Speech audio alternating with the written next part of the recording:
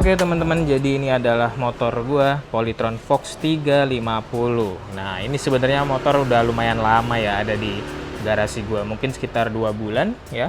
Tapi kalau untuk plat nomor itu ada di 03 ya, bulan Maret. Nah, di sini gua mau cerita sebenarnya pengalaman gua plus minus memakai motor ini tuh kayak gimana. Karena ini bisa jadi buat panduan buat kalian yang mau membeli motor ini. Ini motor gue beli di dealernya Terbaik ya, di Terbaik Bekasi. Terus kemudian nggak lama waktu itu, kalau nggak salah indennya 14 hari. Awalnya tuh estimasi 21 hari, kemudian di hari ke-13 atau 14 gue lupa, itu kemudian ada unitnya. Tapi warnanya bukan yang gue mau. Awalnya warnanya itu grey yang gue mau, cuma yang ada unitnya warna ini. Terus gue pikir-pikir kayaknya menarik juga ya warna ini ya, putih. Karena sama kayak warna mobil gue, jadi gue ambil aja yang warna putih. Nah, lanjut kita ke pengalaman berkendara selama pakai motor ini. Jadi motor ini teman-teman, ini udah keyless ya. Nih kalau kalian lihat ini udah keyless. Ini bisa kita klik aja selama range kuncinya dekat dengan main key-nya ini. Ya ini kita klik satu kali itu langsung nyala tuh. Langsung nyala. Secara dashboard tampilannya itu sama aja kayak Polytron yang sebelumnya ya. Kalau gue buka nih, di sini gue pencet, itu sebenarnya sama aja. Itu sekarang odo udah 965. Terus kemudian ini estimasi baterai 130 km. Oh iya, baterainya ini 130 km estimasinya. Klaimnya itu di 100 sampai 120. Jadi tergantung dari cara berkendara kalian ya. Untuk tombolnya harus sama aja. Di sebelah kanan tuh ada tombol P ya, tombol untuk tadi odometer. Terus kemudian ini untuk lampunya bisa dimatiin, itu kan lampu nyala. Terus kemudian lampu mati, lampu yang kedua ini untuk DRL-nya atau lampu kotanya, nah ini mati semua. Nah, enaknya ini ada cruise control, terus ada modenya. Modenya ini bisa D ini ya, dan S. Nah, terus untuk di sebelah kiri itu ada macam-macam sih, kayak tapi normalnya motor ya, ada hazard gitu-gitu. Tuh kan, hazard nyala, terus kemudian ada sen, terus ada klakson. Nah ini enaknya ada gigi mundur, jadi kalau kalian misal di P nih ya, ini gue jadiin D kan. Nah ini tadi modenya bisa kita klik terus berubah nanti jadi S di sininya gitu. Nah itu jadi S. Terus ini kalau gigi mundurnya dipencet, ini sebenarnya dua tombol ya. Kalau yang kiri ini ke klakson, tuh kalau yang kanan ini baru gigi mundur. Kita klik R, jadi di sini jadi R tuh. Nah kalau digas kalian ya, itu nanti akan mundur nih si motornya. Terus gue pengen cerita sih sebenarnya kenapa sih gue beli motor ini teman-teman. Awalnya gue beli motor ini itu sebenarnya nggak sengaja. Waktu itu gue lihat review di salah satu YouTube ya, YouTube ternama untuk motor review, motor Polytron dibandingin sama Yadea waktu itu. Nah, gue tertarik karena kenapa? Ternyata dia ngeluarin versi terbaru. Ya, kalau versi yang lamanya Polytron Fox R itu gue nggak terlalu suka karena di decknya ini teman-teman. Ya, decknya ini itu tinggi, jadi kayak duduk di sofa. Nah, sementara gue itu butuh yang decknya itu rendah karena badan gue lumayan besar ya. Nih, lihat aja tuh paha gue tuh. Nah, akhirnya ketika dia keluar Polytron Fox 350 ini, gue nyari nih dealer mana yang dia cocok dan ready unit untuk dites. Nah, waktu itu gue ketemu sama dealer Terbaik, orangnya baik banget, dan dia ngizinin gue ngetes salah satu unit mereka. Nah, tapi karena unit mereka itu adalah unit punya orang, jadi gue tesnya hanya sekedar tes diam atau tes nggak jalan gitu ya. Tesnya hanya di dalam dealernya aja. Nah, yang gue rasakan adalah karena dia punya deck ini lebih rendah ya, tumpuan kaki gue tuh banyak di sini nih. Nih ya, kelihatan aja tuh. Yang ini lebih kotor karena gue nyucinya nggak bersih nih tadi nih. Nah, dari sisi posisi berkendara juga itu sebenarnya enak. Ini kalau misalkan gue pegang di sini ya, gripnya itu enak banget. Jadi nggak terlalu nekuk di sisi lengan sini dan nggak terlalu jauh juga lurus gitu ya. Jadi nggak tegang. So far kalau misalkan gue bandingin antara posisi berkendaranya ini ya, Polytron dengan Lexi, ini gue punya Lexi, itu gue lebih enak Polytron. Jujur ya. Lexi itu enak, tapi dia agak sedikit dekat gitu loh. Si setirnya ini ke dada, tapi kalau ini tuh nggak pas, enak. Nah, cuma mungkin kalau dibandingin dengan NMAX, mungkin lebih enak NMAX ya, karena gue nggak punya NMAX yang versi terbaru, gue punya NMAX gendut waktu itu. Oke, kelemahannya tuh apa sih motornya teman-teman? Jadi motor ini gue beli itu bulan Februari akhir, datang bulan Maret. Ya, plat juga baru jadi bulan Maret. Otomatis ini kilometer juga masih sedikit nih. Kalau misalkan kita lihat di odometernya tuh masih 965 km. Nah, kelemahannya adalah jadi gue kemarin tuh baru aja ngeliat ini udah minyak rem nih. Ini udah setengah kurang. Udah mengarah ke lower. Ya, ini kan lowernya ya, titik lowernya. Ini nggak tahu nih kenapa nih. Yang sebelah kiri juga sama, gitu. Waktu gue beli di awal di dealer waktu itu gue bawa pulang, ini gue ingat banget ini masih di atas. Mungkin ini adalah karena gue gaya berkendaranya yang biasanya di Lexi gitu ya, yang mana dia punya engine braking. Kalau ini mungkin enggak gitu kan, karena dia ngeluncur banget walaupun dia punya regenerative braking. Yang mana regenerative brakingnya itu punya dua tipe. Ada yang dia lepas gas aja gitu ya, itu regenerative 1, level 1, terus kemudian yang level 2 itu adalah ketika kita ngerem gitu.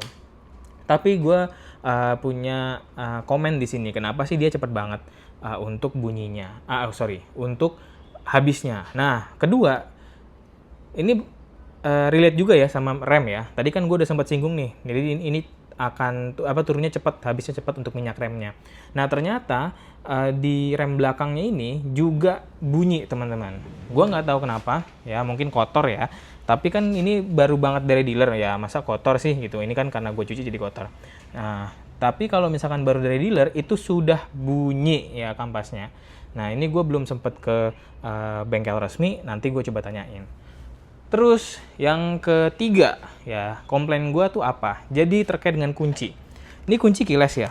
Nih, kunci keyless. Kunci ini hanya bisa dioperasikan ketika ini sangat dekat sekali dengan masternya ini. Kalau ini lu di kantong nih, ini kunci gue taruh kantong sini nih, ya kan? Even gue duduk aja, ya, even gue duduk nih di sini nih lagi kendara, lagi jalan itu ke 30-40 km/jam, tiba-tiba dia bunyi. Titit, kenapa? Karena nggak ngedeteksi adanya kunci. Padahal kuncinya di kantong. Jadi otomatis gue langsung geser dulu nih. Gue berhenti, gue menepi, gue taruh di sini. Gue tungguin sekitar 15 detik, baru kemudian dia berhenti bunyinya. Karena dia udah deteksi kuncinya ada.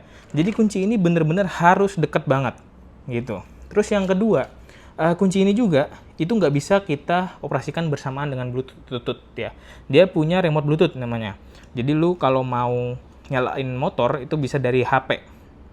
Tapi itu lu harus milih, mau dari kuncinya aja atau mau dari Bluetooth-nya aja. Nggak bisa nih, misal lu nyalain dari sini, ya, dari si kunci ini, terus matinya dari Bluetooth, itu nggak bisa.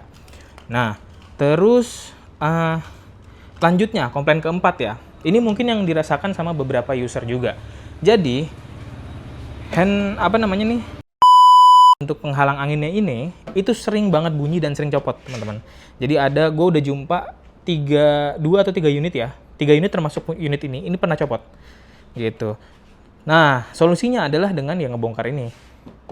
Ngebongkar gitu kan. Tapi bisa kalau nggak salah punya gue kalau dulu waktu ini copot, itu punya gue dikletekin ini cetak gitu ke dalam. Udah aman habis itu.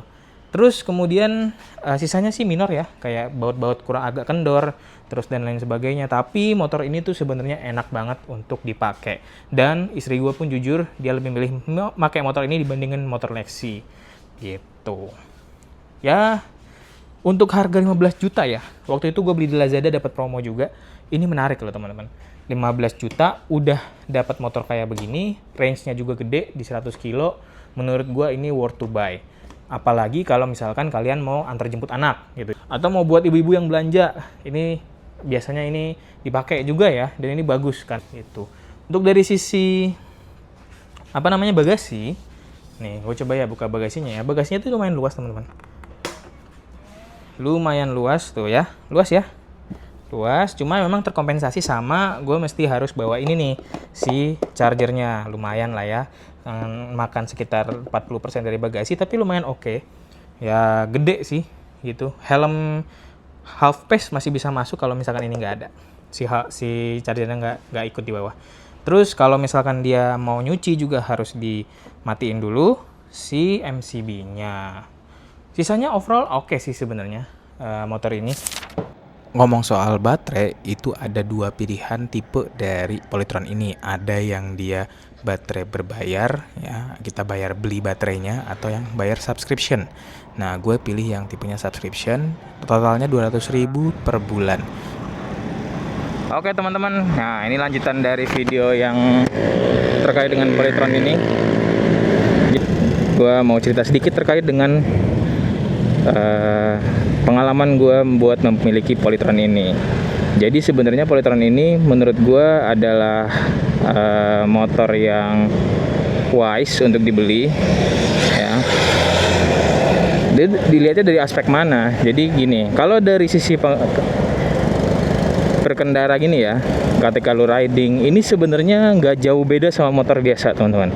Ya, nggak jauh beda sama motor biasa. Wih, ada Juragan 99. Nah, ada M-Trans baru nih, tentrem. Avante. Oke, lanjut. Jadi kalau misalkan terkait dengan posisi berkendara, terus pengalaman berkendara kayak view ke depan, itu sebenarnya sama aja, teman-teman. Nggak ada bedanya sama motor biasa. Cuma yang beda adalah ketika kalian nginjek gas aja. Itu remnya pun sebenarnya gue rasa mirip sama motor-motor biasa. Nah, yang gue rasakan bedanya dari pengalaman injek ke atau menekan gasnya ini, muter gasnya adalah instannya.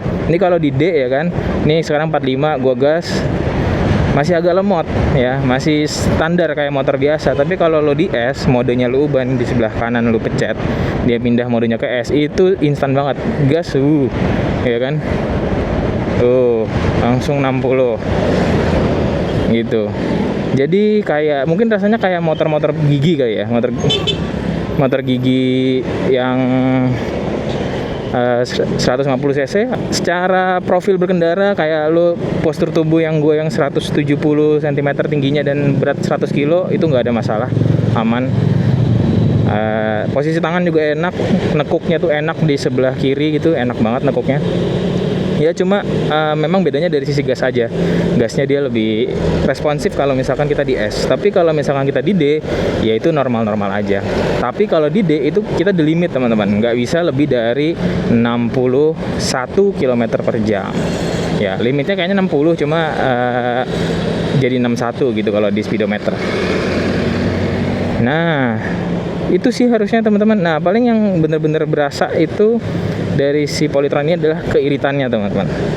Iritnya tuh kalau dibandingin sama motor bensin, ya gue udah memiliki ini 2 bulan ya, gue udah mau 1000 kilo juga.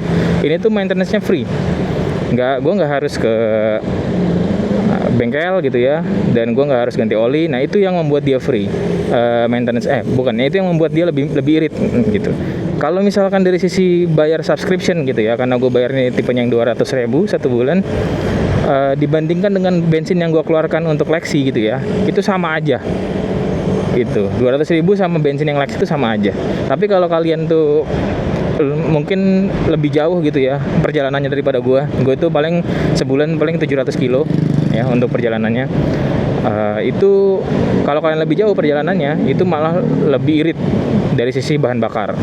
Ya mungkin kalian akan bertanya juga gitu ya, kenapa sih Bang milihnya yang Polytron bukan yang lain gitu. Yang ya kemarin tuh gue ditawarin yang Alpha ya kalau nggak salah ya, yang dia subscriptionnya tuh berlayer gitu. Jadi kalau di bawah 700 kilo dia 120.000 dulu waktu gue ditawarin ya. Terus kemudian di atas lagi ada 200.000, di atas lagi 250 kayak gitu. Kenapa gue milihnya Polytron? Karena as simply as gini, teman-teman. Polytron ini dipakai sama sales atau logistik. Dulu tuh waktu gue main di mobil ya, sampai sekarang juga masih main di mobil sih. Dulu kalian tahu Karimun ya, Karimun Wagon R itu dipakai sama salesnya gitu.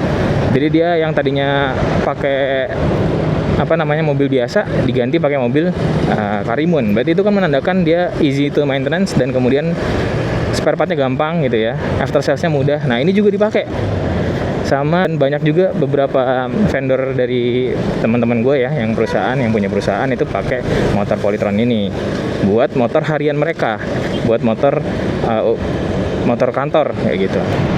Oke, terus waktu itu gue juga punya pilihan untuk memilih Maka Cavalry ya.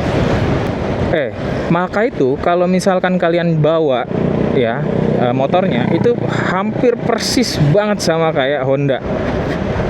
Dan itu adalah menurut gue adalah motor listrik ya yang paling bagus itu Maka. dari sisi posisi berkendara, terus kemudian dari sisi responsifnya gitu ya. Tapi menurut gue nggak dulu deh ke Maka, karena investment gue tuh ke Maka tuh gede, 30 sekian hampir 40 juta gitu. Sedangkan ini cuma 15, even setengahnya aja nggak sampai kayak gitu. Jadi itulah pertimbangan gue kenapa gue memilih Polytron aja. So buat kalian semua yang memang niatnya mau mengirit gitu ya dengan membeli motor listrik, gue saranin untuk beli aja motor listrik apapun yang kalian pilih gitu ya. Sebenarnya sama aja, kalian pasti punya pilihan masing-masing, tapi dari experience gue sebagai pengguna, motor listrik itu sangat useful teman-teman. Ya, jadi gitu teman-teman, reviewnya dari motor Polytron ini. Kalau misalkan kalian mau beli motor Polytron ini, ya silahkan aja sih. Menurut gue ini worth it untuk dipakai secara harian. Tapi kalau misalkan ini kalian mau pakai secara jarak jauh, ya menurut gue ini kurang worth it ya, karena lumayan lama ngecasnya, sekitar 4-5 jam dari 20% sampai ke 100%. Nah, mungkin itu aja dari video kali ini. Terima kasih ya teman-teman sudah menonton. Jangan lupa di like, comment, dan subscribe. Nanti ketemu gue di video lainnya.